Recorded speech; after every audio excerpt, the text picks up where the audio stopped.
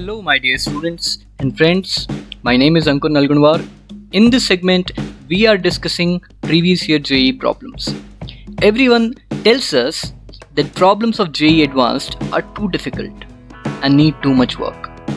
Due to this, many students get disheartened and demotivated. But let me try to change your mind, because JEE Advanced exam is full of mind tricks. Here we are going to discuss one JEE Advanced problem and you decide for yourself whether it was easy or difficult. Before we proceed, let me remind you to subscribe this channel for more interesting questions and puzzles from various competitive examinations. तो चलिए प्रारंभ करते हैं. As you can see, we have been given two quadratic equations and their roots are alpha 1, beta 1 and alpha 2, beta 2 respectively. It is also given that alpha 1 is greater than beta 1 and alpha 2 is greater than beta 2.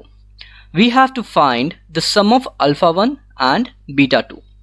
If you want to try yourself, give it a pause.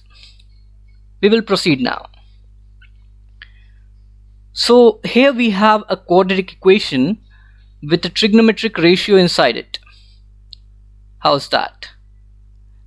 But let's just forget it for a moment and solve for the roots of the quadratic equation using the very famous quadratic formula. After doing that and the basic stuff and solving, we will get sec theta plus and minus tan theta. So we have got two roots. But how to understand which one is alpha 1, that is greater, and which one is beta 1, that is smaller? If we go back to the question, we have been given one more thing. Where exactly theta is lying?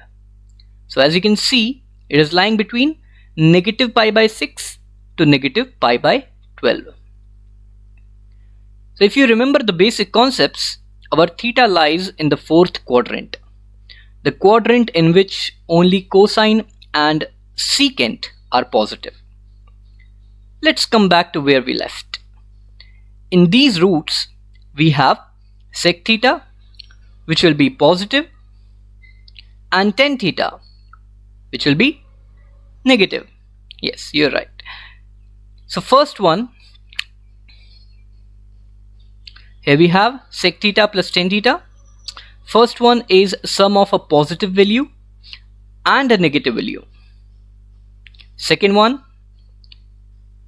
is a positive value minus a negative value, which is basically a positive plus positive. So second one is greater than the first one and hence the value of alpha 1. We'll do the same for the second quadratic equation. First, we will use quadratic formula and then decide which root is greater and which one is smaller. We have got the roots as negative tan theta plus and minus sec theta. So first one is negative of negative value, that is positive plus a positive value. Second one is sum of positive value and negative value. Therefore the second one is the smaller of the two and hence it is beta 2.